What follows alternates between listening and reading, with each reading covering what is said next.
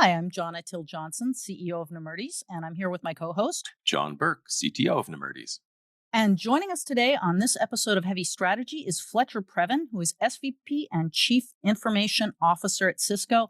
Hi, Fletcher, and welcome back. Hi, thanks for having me. Okay, so today we wanted to talk about IT's role in AI. And Fletcher, I know we had talked about this previously, and I really love the way you broke this down. You talked about three lanes for AI within any organization. You were referring specifically to Cisco, but it's also the case for any organization, which is number one, AI to make ourselves more productive, so internal process improvement. Number two, AI to embed in our products, whether they're routers or whether they're insurance policies, to make them more effective. And number three, AI to make it better and easier for customers and partners to do business with us. Could you talk just a little bit about each of these three and how IT can play a role in AI in each of these three areas?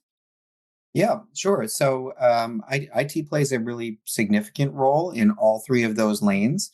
But if I start with maybe the most obvious one as it relates to the IT department, what does the IT function look like in tomorrow's AI operated enterprise? How is the job of doing IT in an enterprise going to change? And what does that look like? And how do we make ourselves, the AI operated enterprise of tomorrow?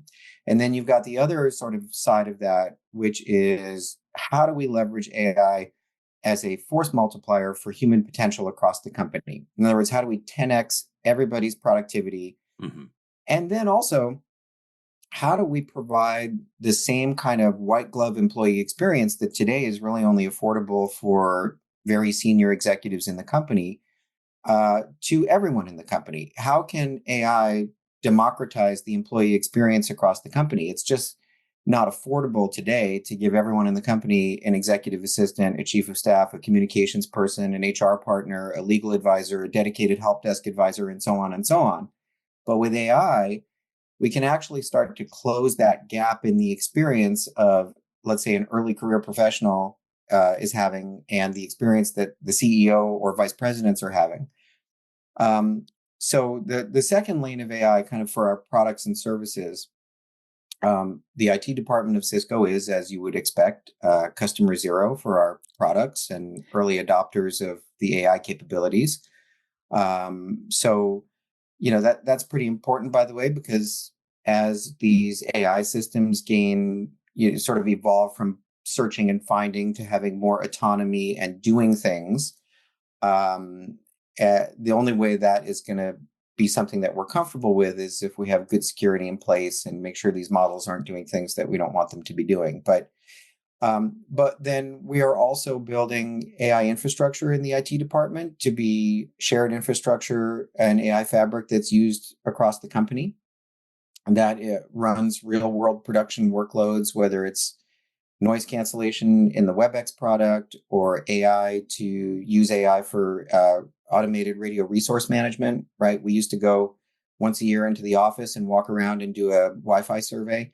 That's something that now AI can do and automatically attenuate the radios every 30 minutes automatically, or do things like risk-based scoring for change controls in our core infrastructure, predict where we will need more or less bandwidth, optimize our firewall rules tables, do carrier path determination, all those kind of things. We're sending not quite everything, but almost everything to our telemetry broker, our syslog forwarder. So NetFlow, SNMP traps, controller-based events, all of that goes into, in my case, Splunk, but we can derive a lot of very interesting insights from that and then use AI to figure out where there are deviations or where we want to be smarter about alerts we want to stop receiving or something that's normal expected behavior, kind of separate the signal from the noise more effectively. But building these AI clusters was a really big milestone for us in IT. We wanted to figure out how we can build a Ethernet-based, Cisco-based AI infrastructure and use NVIDIA GPUs, but not use InfiniBand, obviously. Well, we will come to that in just a second. Well, go ahead, John. No, I was just going to say, so I actually dig into that a little bit. How important was it for you to stick to fly on your own jets, to drink your own champagne and do it all with Cisco stuff, versus getting the level of behavior and performance the projects needed? Or was there never any tension between those two things? Well, I think the exercise was to see if we could be at parity or better and prove that Ethernet is not a second class citizen, but actually can really work well in this environment. Because after the bottleneck of the GPU and the power constraints, having the lowest latency and shortest amount of wait time between the GPUs is sort of your next bottleneck. And that was something we had not done before. And so if you're not going to just kind of buy the whole DGX SuperPod and use as is, that means we have to figure out what optics, what drivers, what operating system configurations, and when you're doing that stuff for the first time, there's not always anybody else to call, and it's a bit of a trial and error. But what we came out of that exercise with was a proof of concept that really bore out the thesis that this works. Whether it's Sonic for hyperscalers or NXOS for campus or enterprise, and that there's a way to build a sort of turnkey compute, storage, software, route switch, GPU stack that we can then build out this infrastructure going forward. And so it was a kind of high watermark, I think, for IT to be the one to do that and not the product team and say, yes, this will work both for a hyperscaler and for an enterprise. And here's the bill of materials, here's the setup, here's the repeatable blueprint to do that. And so we're doing that now at an even larger scale across the company. So is that something that an enterprise shop looking to stand up its own infrastructure could just get the reference architecture from you for that? Yeah, and now it's even easier because there's a more formal partnership with NVIDIA about having these turnkey AI infrastructure solutions, which at the time we were doing it, those things were not yet in place. But so they could go to NVIDIA or they could go to Cisco or either one? Well, I know they can go to Cisco, and we have an answer to how do I build NVIDIA GPU powered infrastructure. I like and the then way do you you have say an that. answer for how do I get a nuclear power plant turned up next to my enterprise Well, data it's center? funny you mentioned that, right? Like the power requirements for AI infrastructure are exponential. When we used to spec out a data center, we would figure 5 to 6 kilowatts per rack not that long ago. Last year, we were talking 50 to 60 kilowatts per rack. Today, we're talking 100 to 150 kilowatts per rack. And now they're starting to talk about potentially 600 kilowatts per rack. So floor space is not the issue. It's power, and we're only going to need more of it. So getting these data centers and this fabric as power efficient as possible is going to be a big part of the name of the game for winning in the AI infrastructure game. And so, there's a lot of focus on energy efficiency because anything you can take out of somewhere else, you can redirect to GPUs. Exactly. And actually, we were scoping out, working with a client to help design a next generation data center. And we realized that, good heavens, the usual assumptions you're going to make for power consumption by rack are just off by 2 orders of magnitude, at least. Everyone's got floor space available, and very few people have power available. Exactly. So that is a real constraint that needs to be solved. Okay. I want to circle back to something quickly, Fletcher, because I know you raised it earlier, talking about, I know this is near and dear to your heart, making the employee experience at Cisco fabulous from day one. And last time we talked a lot about how when even if the person is working remotely, the moment on the first day that they join, they get a beautiful teal colored box with everything they need to set up and get up and running. I am wondering, are you using AI to help determine what, say, the application profile should be of that starting employee at whatever level? Because I know with a lot of clients that we've dealt with, one of the problems is you have to figure out, well, this person's an engineer, so they need access to this, this, and this, but not that, that, and that. This person's in HR. This person's in this particular project or this particular group. And so coming up with the right portfolio of applications is actually a much harder problem than it might seem to be. So I'm wondering if you're using AI for that particular problem or whether it's not an issue for you.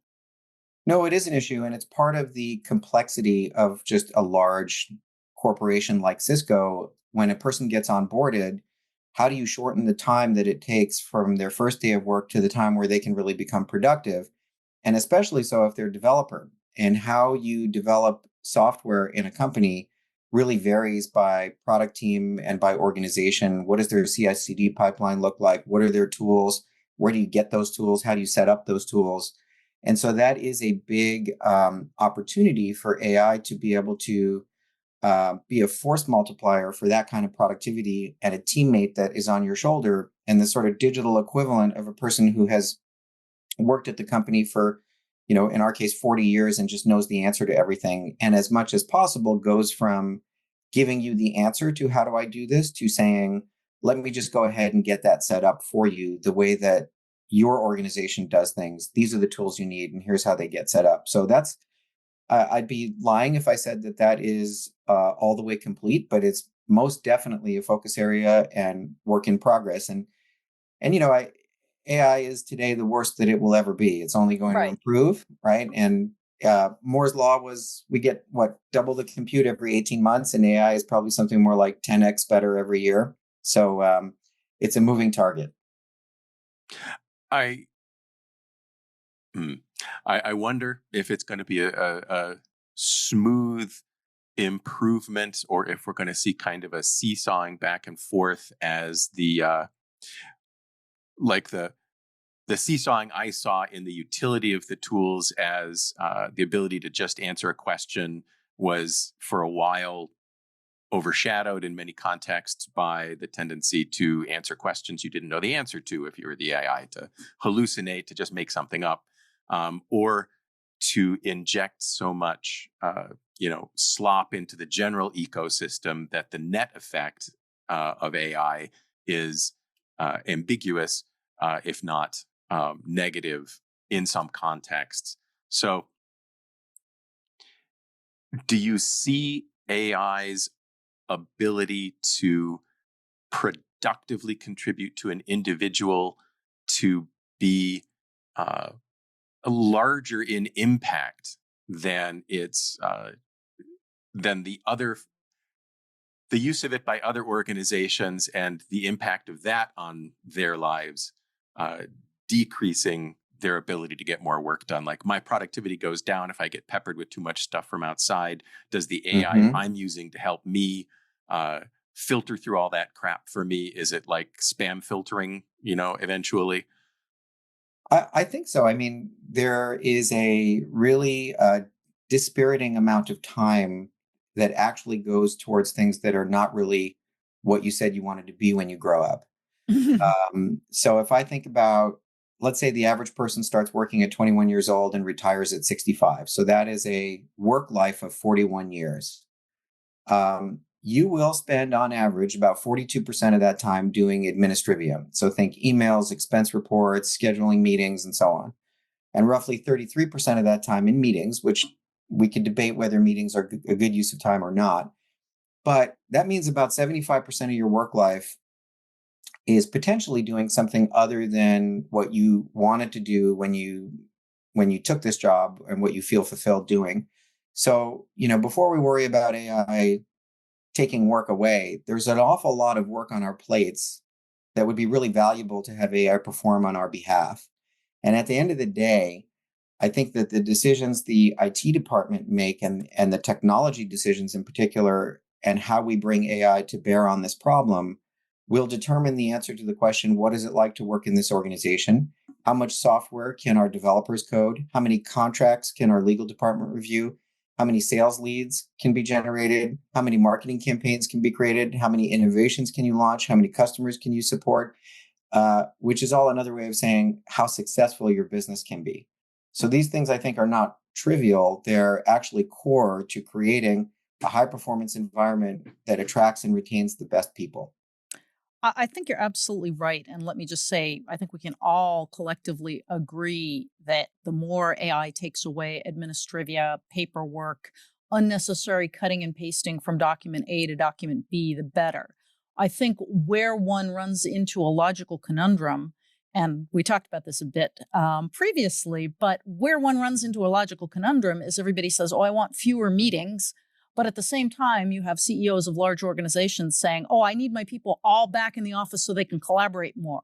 Well, hello, collaboration is a meeting. It may be a different sort of meeting than you normally have. And we might agree that it makes sense to reduce the number of meetings that are simply status updates to the point, reduce them to the lowest possible point that still incents the right behavior. But at the end of the day, collaboration is meetings. And if you're saying that AI can take over meetings from people, then that means we don't actually need to collaborate. And then number one, nobody needs to return to the office because our AIs can collaborate in virtual space. And number two, that humans don't really need to collaborate at all. So this emphasis on collaboration is probably overstated. And I think we all can agree that probably one of the highest value things that people can be doing is interacting with one another, because that's not the kind of thing that an AI can pick up. So therefore, to the extent that meetings involve actual collaboration, they're probably good things, I would say. Yeah, I think it's the latter part of what you said that I really enthusiastically agree with. There is tremendous value in spending time together. That does not necessarily have to be the same thing as sitting in an office together. Thank you. So but as a practical matter, how we get work done is very likely going to involve some mix of people in an office and some mix of people that are not in an office. And so from an IT perspective and a technology perspective, we need to be able to be set up to support that, whatever that looks like. What I do think there's meetings and then there's meetings. Yes. So there were probably a number of meetings required to get this show coordinated. Were all of those a great use of everyone's time that was involved in that? Or were some of those things just administrivia that our agents could have handled on our behalf to coordinate a time and place? I think there is a bunch of technology that we are really on the precipice of seeing that can help redefine what a quote meeting actually is and how we think about the time we spend together in meetings and what does that look like and how do we bring information into those meetings to make better decisions. And is there a way to think of the meeting as better closing the gap between a meeting like this and being together in person? I think there are some really interesting things that can be done there around the idea of being sort of persistently connected to people throughout the day, spatial computing with these infinite 3D canvases, how you bring data in. It's great that we're having this meeting like this. This is much more fulsome than a phone call, but it is still in some ways less than being in person. Whereas, I have an everyday check-in or check-out with my team, just a short huddle of an unstructured time. What do people need help with? What do people need to be aware of? How was your weekend? Whatever it is. We've started experimenting having that with WebEx on the Apple Vision Pro. And it's very interesting. It's not perfect yet, but it is a step forward in a more immersive, more fulsome feeling of being connected to the other people that you're interacting with. And so I'm really excited about what technology is going to bring to bear on this problem of how can we be together without always being together. And I would add to that, first of all, I agree. And I love the fact that you're sitting in a very delicate position in some respects because you make the products that enable these hybrid meetings. And at the same time, you're at a company that does value in person. And I think your statement is absolutely correct. Some of the time we can be hybrid, some of the time we can be virtual only, some of the time we must be in person, which leads me to just the observation I would make. If you're listening to this and you're saying, wow, I could use AI to eliminate meetings, I think the message is use AI to eliminate meetings that don't have to happen, but also spend extra time thinking about what it would take for a meeting to be valuable. And some companies do a tremendously good job of that already with the existing technology, and they'll only get better with new technology. But pretty much every company benefits from thinking about what are the purpose of our meetings? Is there a way we can achieve this purpose without a meeting? And if not, is there a way, set of tools, process, time, and something we can do to make these meetings better at what they're for? So kind of flagging that note. I'm reminded of how things used to work. I don't know if they still do at the Gore company, the folks who make Gore-Tex, and how they had, and this was back in the 90s, a very non-technological method of providing the level of feedback needed, which was simply this: everybody in the company was instructed to not go to meetings that they did not find useful. And so it very quickly became clear who ran meetings that other people found useful and who didn't, Yep. and who participated in meetings that turned out to be useful and who didn't. And I'm thinking that there's probably going to be a role for AI in doing something like this. I don't know if it's an apocryphal story or not, but there was a thing circulating for a while that had like the transcript of a 40-minute meeting that one middle manager called for all of their direct reports. And the AI summary at the end of the transcript was, manager, I'm going on vacation. Staff, we Mhm. know. Yeah, actually, I Yeah. think that was Fletcher's example, as a matter of fact. Oh, really? Yeah, I had it. That I was Oh, had it. a That was our similar fantastic. last. See, example. now full circle.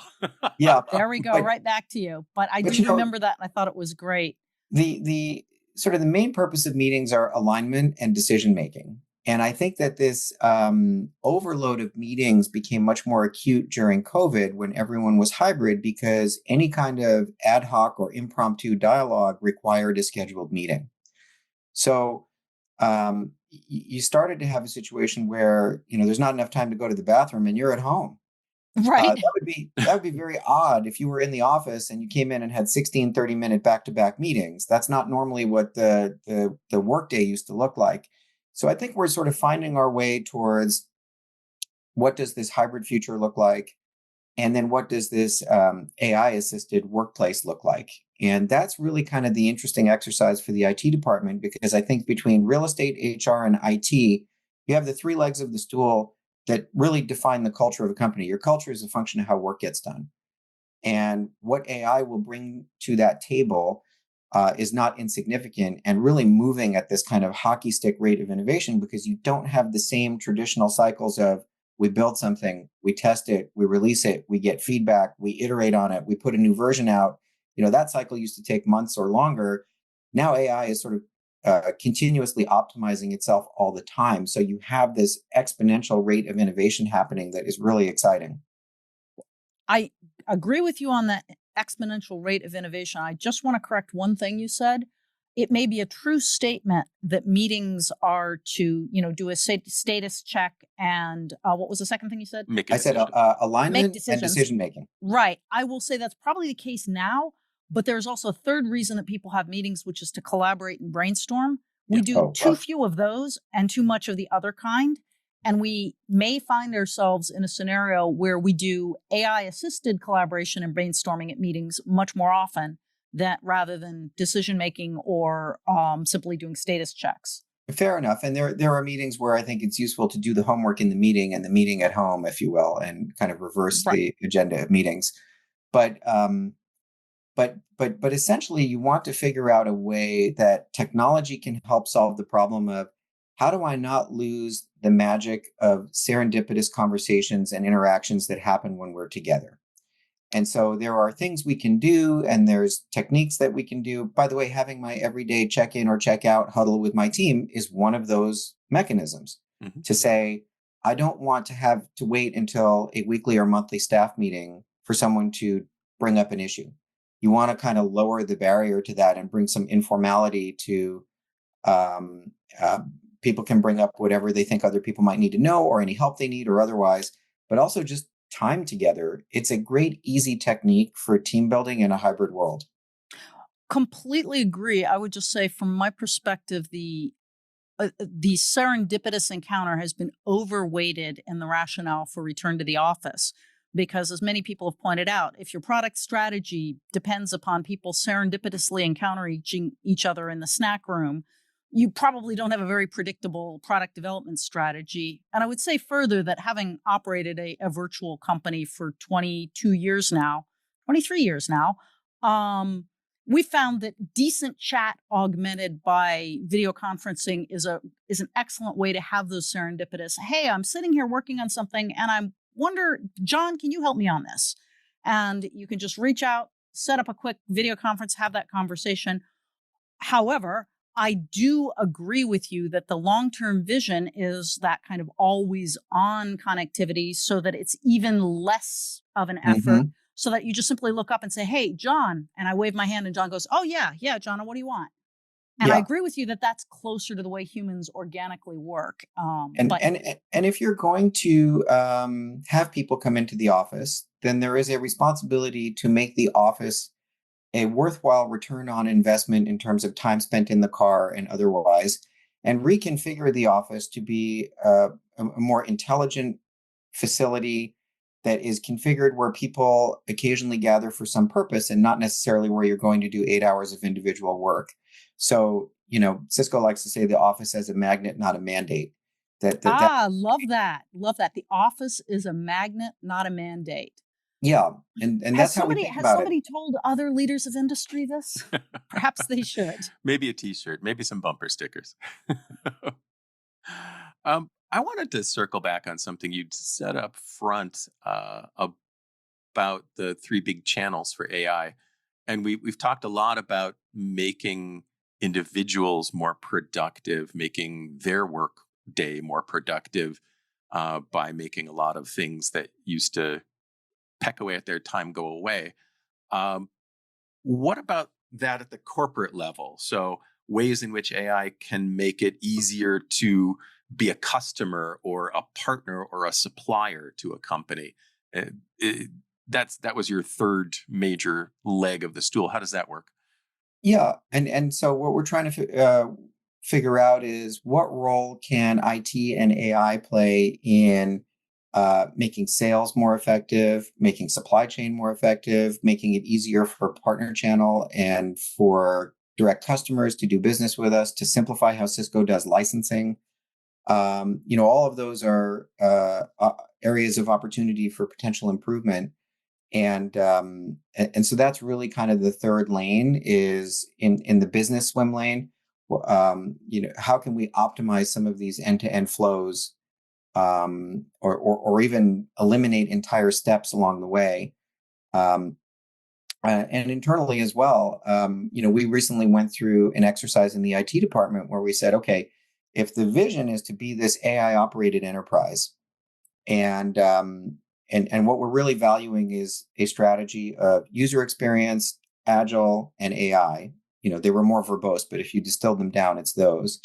Then every leader of your particular wedge of the pie, go off and take a look at what type of skills and what kind of employees you have in your particular domain, and map out how that work gets done today, and then do an exercise of reimagining how that work could get done with the assistance of AI. And then let's create a vision for what that future looks like and work backwards to a strategy of executing that.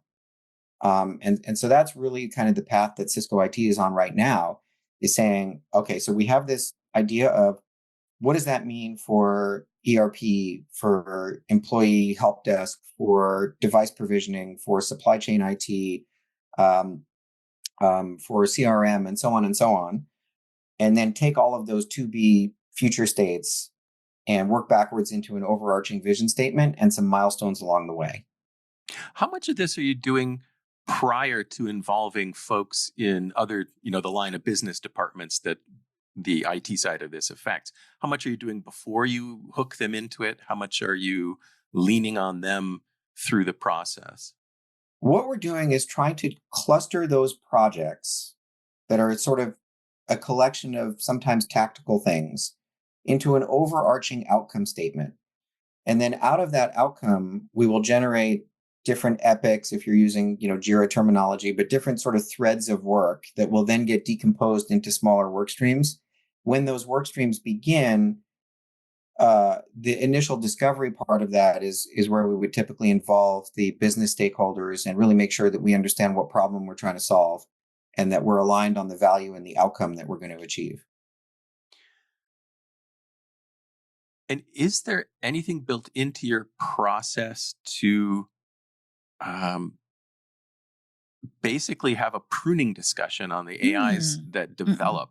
So we've been working through this. We've been trying to train this AI to do that for us. And we're not seeing that it's being effective, and making the decision to start over and train it differently, or just to amend the training and continue iterating through the training as it's occurred so far.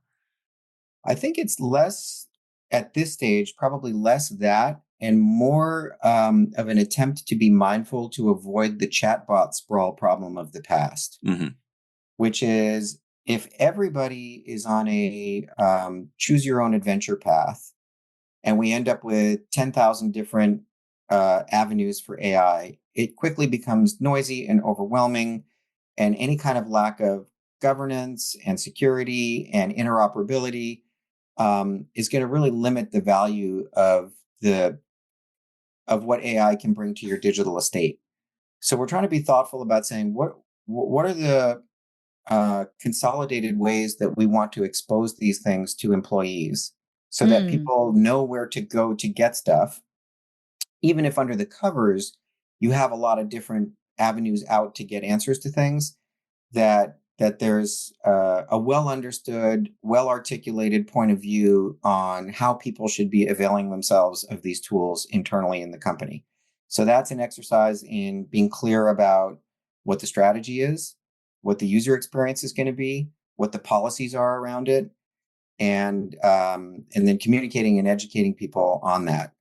So in our case, we have an internal IT assistant that is sort of jointly developed with HR, and the goal of that is to really become the things I mentioned earlier.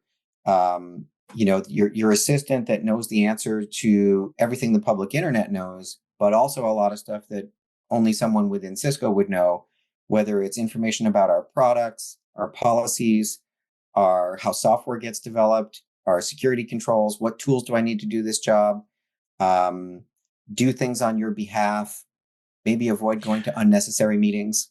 So here and elsewhere, I hear and see a lot of talk about training people to use AI and how to use AI effectively and so forth. And I'm reminded of a truism that may actually have originated with Nemertes some time back about communication software. And, when the big revolution in communication software was taking place and people didn't have to remember the arcane combination of buttons on their phones to press to get something special to happen. If you have to train folks how to use your communication software, it's not designed well enough yet. So how long are we going to be in this sort of intermediate phase with with AI, where we have to be taught how to use it versus it just being able to work with us? I actually think we're basically there. We have spent the last 100 years learning how to talk to computers, and now computers have finally learned how to talk to us, which means the next great programming language is probably English. Ooh, and that scary, actually. That has some very profound impacts on how we deliver the IT function, how we think about our role in interacting with these systems. You can think of the almost humanless software developer.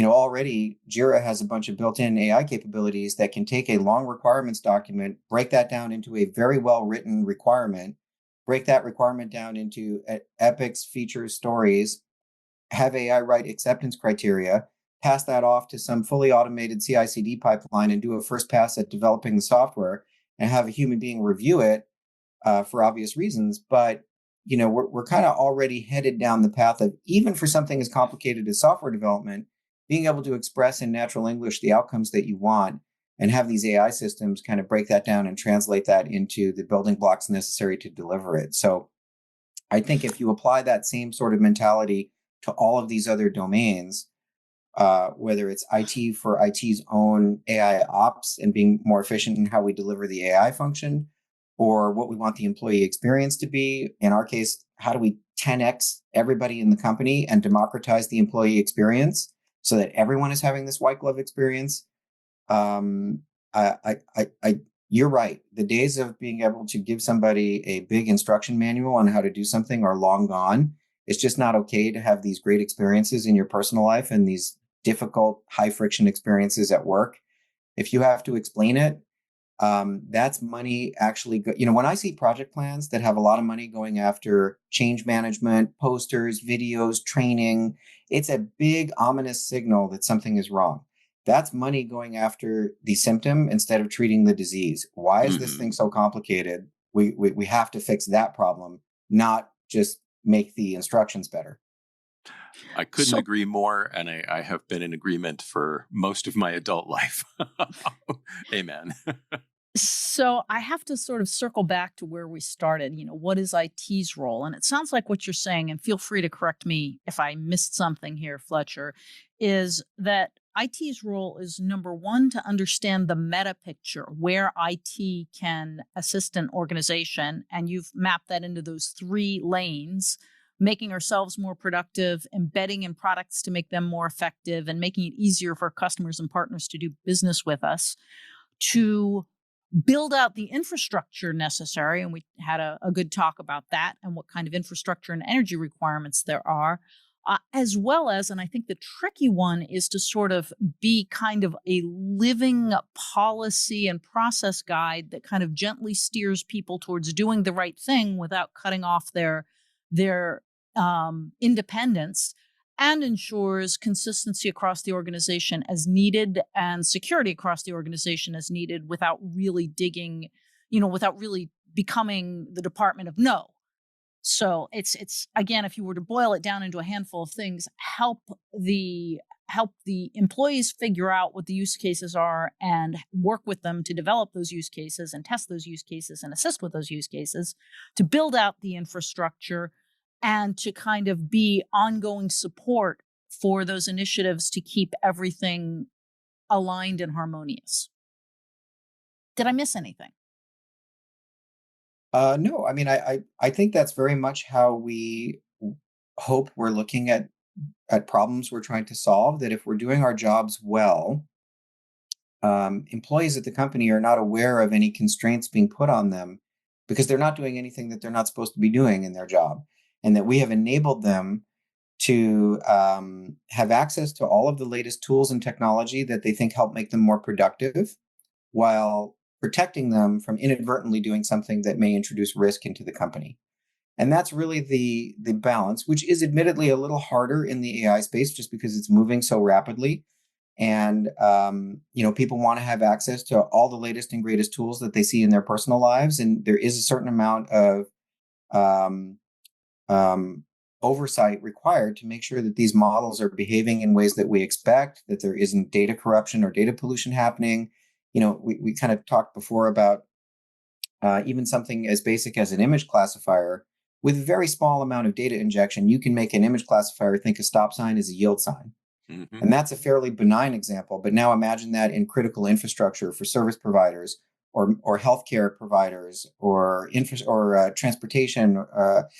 So there is a slightly different obligation when you're in a large enterprise than when you're just experimenting with something at home. But we are really focused on um, enabling the company to innovate at speed, get this technology into the hands of the people who need it and want it as safely and quickly as possible, and to lay out for people in a very intuitive way how what is IT's point of view on how work is supposed to get done in this organization, and take friction out of the environment. And so in our case, we actually developed a thing called the Employee Task Friction Index.